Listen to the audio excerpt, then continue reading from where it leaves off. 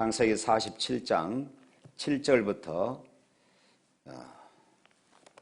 10절에 있는 말씀, 7절부터 10절에 있는 말씀 다 같이 있습니다.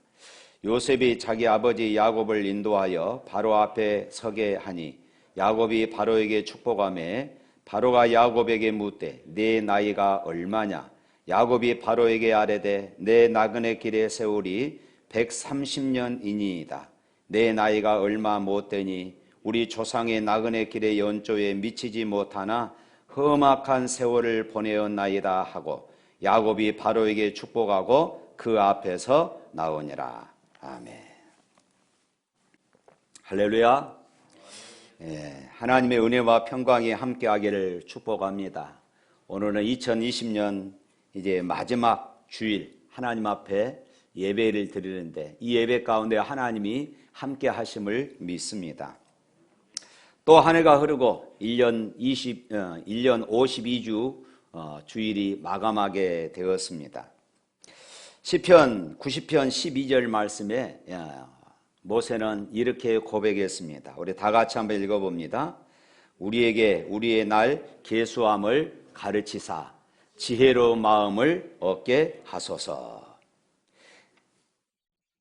우리의 날수를 계수하여 지혜로운 마음을 얻게 하소서 이렇게 말하고 있습니다. 쉽게 말하면은 내 나이가 얼마인가, 내 나이가 얼마인가, 내가 얼마의 세월을 살아왔는가 하는 것들을 생각할 때마다 인간은 지혜의 마음을 얻게 되더라 하는 것입니다. 주님께서 우리에게 묻습니다. 너 몇 살이나 먹었느냐? 이렇게 묻고 있습니다. 이 질문은 지금까지 그대는 어떻게 살아왔느냐 이 말씀이고, 그리고 지금 어떻게 살아가고 있느냐 이 말씀이고, 또 하나는 앞으로 그러면은 어떻게 살 것인가 하는 이런 질문이기도 합니다. 다시 말해서 단순한 인생의 나이테뿐만 아니라 우리의 신앙의 나이테, 이 나이테를 얼마나 아름답게 만들고 있느냐 하는 이런 도전입니다. 나무를 베어보면은 그 안에 줄무늬들이 있습니다. 이것을 우리가 가리켜서 나이테다 이렇게 말해요. 물이 많이 있는 곳에서 이 나이테는 굴곡이 없이 아주 예쁘게 둥그렇게 그렇게 되어 있습니다. 그렇지만 물이 없고 때로는 가물고 때로는 땅이 토질이 좋지 않는 곳에 있는 그런 나무들을 보면은 나이테들이 많이 굽어 있고 쪼그라들어 있고, 어떨 때는 크고 나이테 간격이 크고 어떨 때는 나이테 간격이 아주 좁는 이런 모습들을 우리가 보게 되어집니다. 이것이 우리 인생이다 그 말이더라, 그 말인 것입니다. 이것이 우리의 인생입니다. 몇 살 먹었느냐? 이 질문은 지금 요셉이 국무총리로 있던 애굽의 바로 왕이 요셉의 아버지 야곱에게 물었던 그런 질문입니다. 일찍이 야곱은 쌍둥이 형제 가운데 동생으로 그렇게 태어났습니다. 그 옛날 이스라엘 풍습에는 맏아들이 상속권과 축복권을 다 가지게 됩니다. 야곱은 둘째 아들로 태어나서 이런 축복권과 그리고 상속권을 갖지 못했습니다. 그래서 야곱은 형에게 팥죽 한 그릇을 팔아서 장자의 명분을 얻게 되어집니다. 뿐만 아니라 눈이 먼 아버지를 속여서 장자가 누릴 그런 축복도 그렇게 가로채고 말았습니다. 이 일로 인하여서 그런 집을 떠나야 했고 평생 길고 긴 세월을 나그네로 그렇게 살아야만 했던 것입니다. 여러분의 나그네 길은 행복한 길이었습니까? 아니면 불행한 길이었습니까? 아버지를 속이고 출발한 야곱의 나그네 길은 아들들로부터 끔찍한 그런 속임을 당하기도 했습니다. 그토록 사랑했던 아들 요셉이 사나운 짐승의 밥이 되어서 죽었다는 거짓 소식을 듣고 야곱은 피 묻은 옷자락을 부둥켜 안고 울고 또 울었습니다. 야곱이 자신의 아버지 속이는 그 시간은 잠깐 금방 모든 것이 들통이 나버리고 말았습니다. 그러나 자식들로부터 속임당하는 그 시간은 무려 20여 년 동안, 20여 년 동안을 넘게 속았습니다. 멀쩡하게 살아있는 아들을 죽은 줄로만 알고 20년 동안이나 그렇게 한을 품고 살아야 했습니다. 아버지를 속이고 자신도 아들들로부터 속았습니다. 그뿐만이 아니지요. 사랑하는 여인을 얻기 위하여서 7년 동안 고생하며 하룻밤을 지나고 나서 보니까 신부가 바뀌어 버렸습니다. 삼촌으로부터 그는 또 속임을 당해야 했던 것입니다. 그는 속이면서 출발했으나 사실은 평생 속으면서 또한 살아야 했던 것입니다. 누구도 믿을 수 없는 고독한 인생을 살아왔습니다. 형과의 싸움을 선언한 이 야곱은 삼촌 라반과의 괴로운 암투로 나날을 보내야 했습니다. 억지로 빼앗은 축복이 평안할 수가 없었던 것입니다. 딸 야곱은 자신의 딸 디나의 그 수치를 목격해야 했습니다. 아들들이 살인하는 모습을 보아야 했습니다.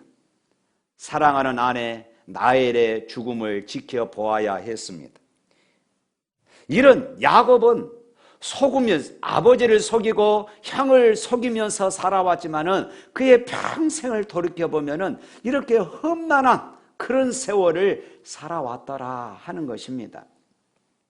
그러던 어느 날 인생 말년에 죽은 줄로만 알았던 요셉이 살아서 저 넓은 대국 애굽의 총리 대신이 되어 아버지를 기다리고 있다는 그런 소식을 접하게 되어지지요.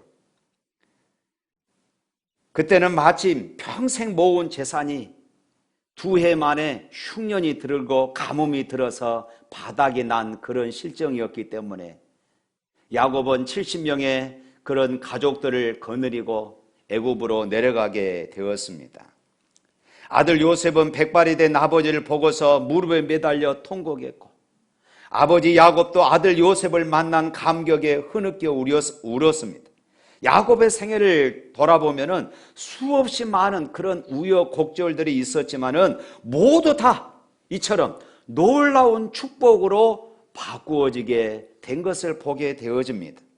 어떻게 이런 일들이 일어났습니까? 그는 속이면서 출발했습니다. 그리고 그는 또한 속으면서 살아야 했습니다. 험난한 그런 세월을 살아야 했습니다. 그러나 그의 인생을 돌이켜보니까 모두가 다 하나님의 은혜였더라. 할렐루야. 하나님의 은혜였어요. 야곱의 험난한 위기들이 축복으로 바뀐 것은 하나님의 은혜가 야곱의 생애 가운데 강력하게 역사하고 있었기 때문이라고 성경은 말하고 있습니다. 할렐루야. 요셉은 아버지를 바로 왕 앞에 모셔 이분이 저의 부친입니다. 그렇게 소개를 했습니다. 이때 바로 왕이 야곱에게 묻기를 그대의 나이가 얼마냐? 즉 몇 살이나 먹었느냐? 라고 질문을 했습니다. 그때 야곱이 대답하기를 9절에 이렇게 대답합니다. 오늘 9절 말씀 한번 읽어볼까요? 야곱이 바로에게 아뢰되 내 나그네 길의 세월이 130년이니이다. 내 나이가 얼마 못되니 우리 조상의 나그네 길의 연조에 미치지 못하나 험악한 세월을 보내었나이다.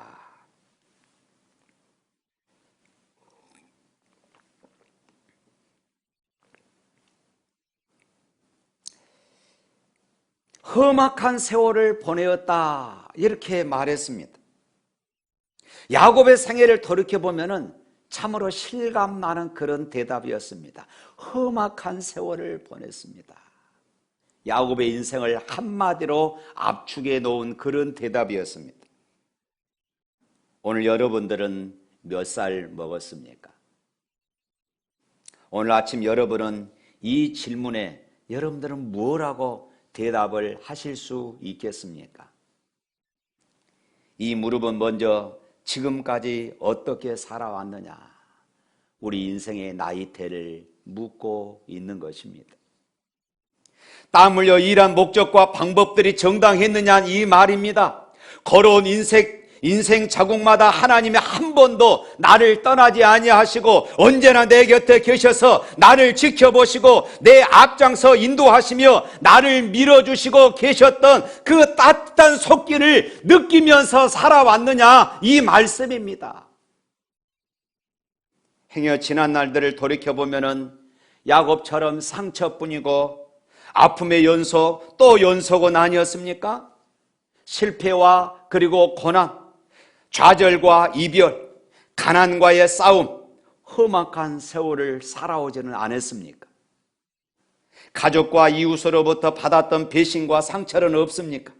이 시간 사랑의 보자기를 펴시사 덮을 것은 덮고 감출 것은 감추고 용서할 것은 용서하고 2021년 새해를 맞이할 수 있기를 주님의 이름으로 축복합니다. 이 시간 사랑의 주님께서 여러분 한 분 한 분을 어루만져 주시기를 축복합니다. 그래서 서로 불쌍히 여기고 서로 덮고 서로 용서하고 그래서 이 한 해를 마칠 수 있기를 바랍니다. 그것이 내가 1살, 2살 나이를 이렇게 잘 먹는 것입니다.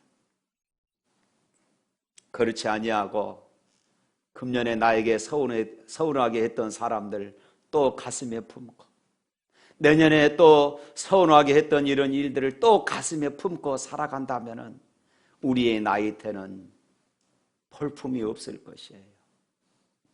몇 살이나 먹었느냐? 이 질문에 야곱은 내가 130살을 먹었습니다.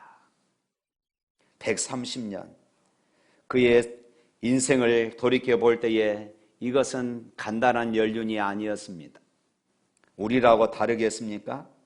돌이켜보면 부끄러운 것뿐이요 죄로 얼룩져진 흔적들 뿐이지만 하나님의 은혜와 그리고 주변 이웃들의 따뜻한 호의가 있었기에 오늘 내가 이 땅에 이렇게 존재하고 있는 것입니다. 한없는 부모님의 사랑을 받고 살았지만은 때로는 효도 한번 제대로 하지 못하고 세월을 보내기도 했습니다. 또한 부부간에 서로 오래 살았다는 것은 그만큼 서로에게 빚을 많이 졌다 하는 그런 얘기도 될 수 있습니다. 더군다나 지난 날들을 돌이켜보면 모두가 하나님의 은혜인 것을 우리가 고백하지 않을 수 없다는 것입니다. 모두가 다 하나님의 은혜더라는 것입니다.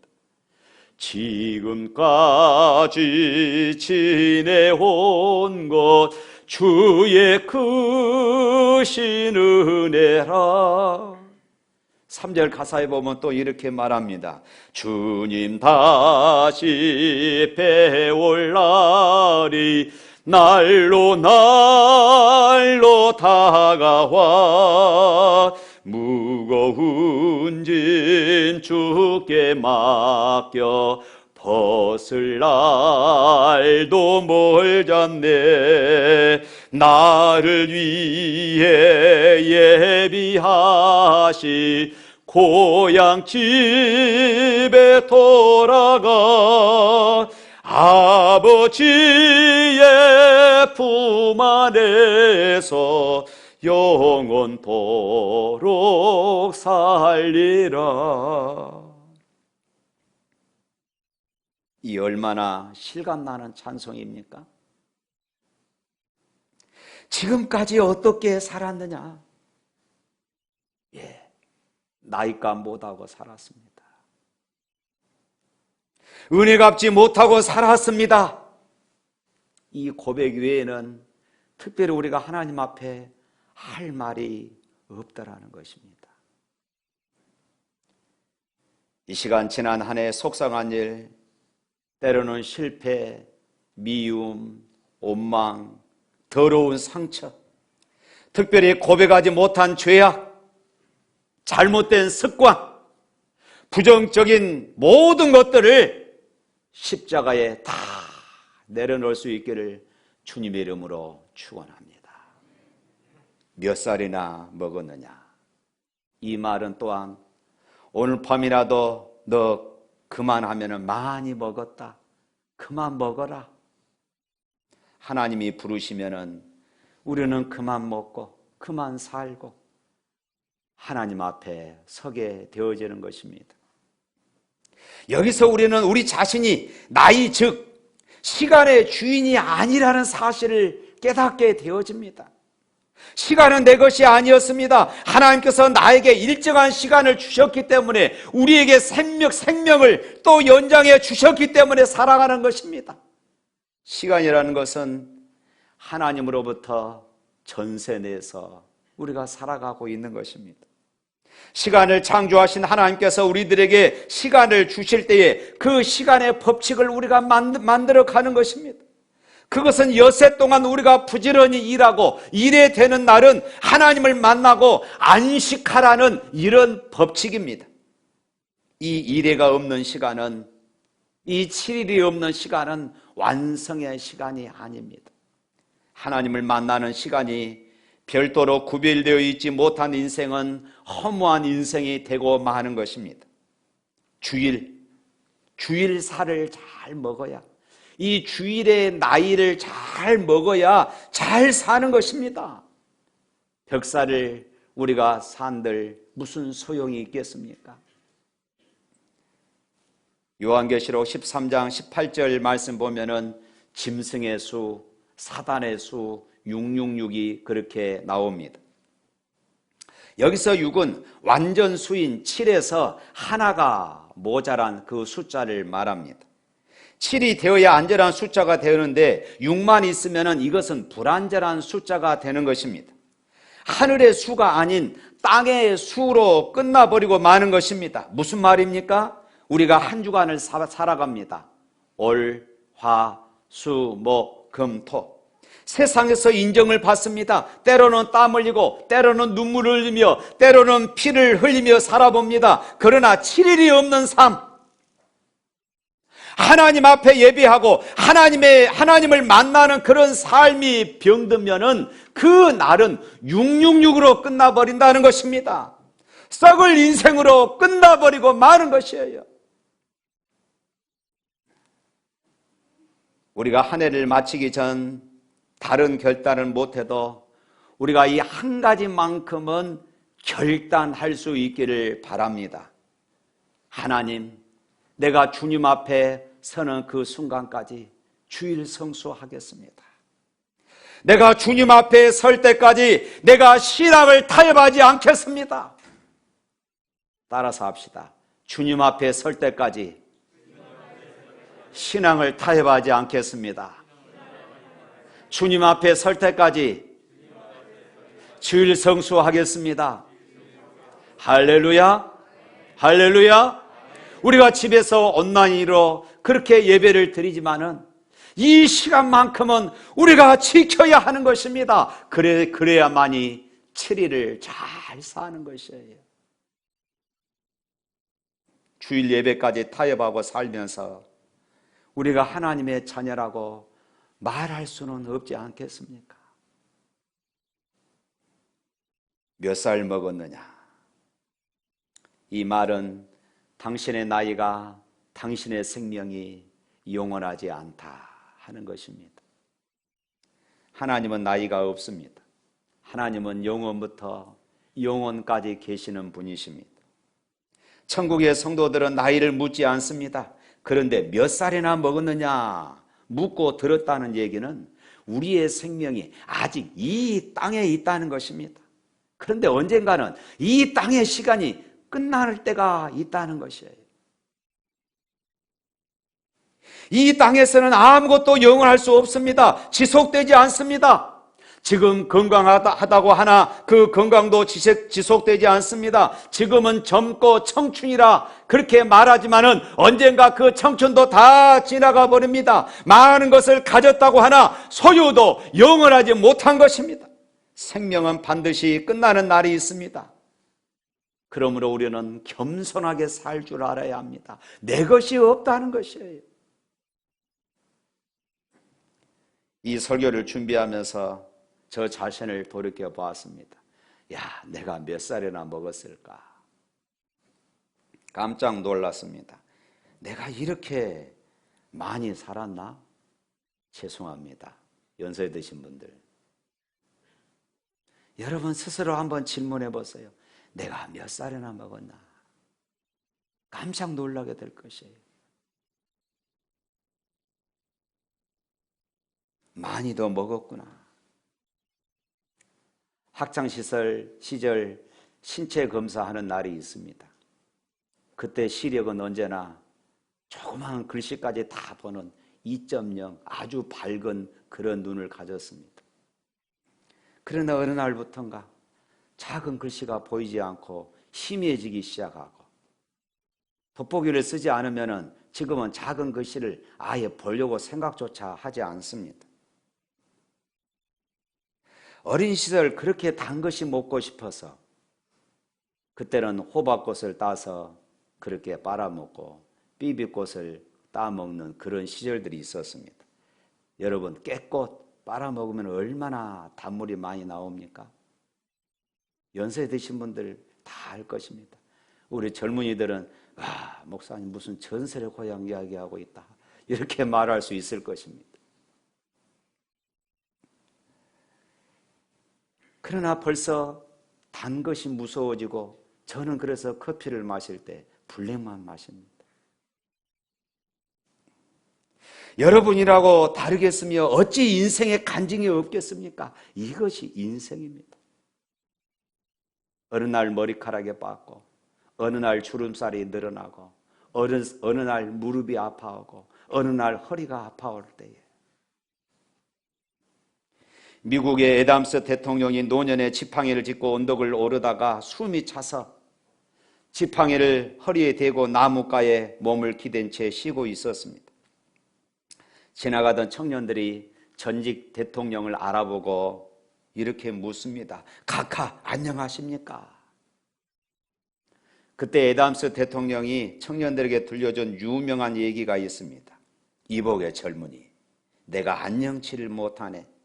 내 장막집이 무너지려고 해서 이사갈 준비를 한다네.